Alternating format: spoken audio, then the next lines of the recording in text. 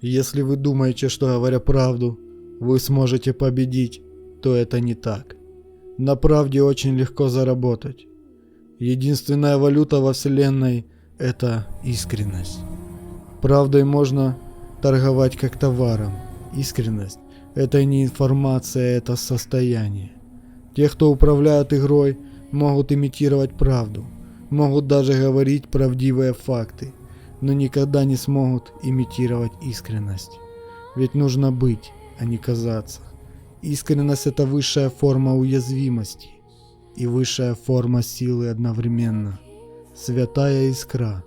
Искренность не терпит искажения. Единственный путь к нему.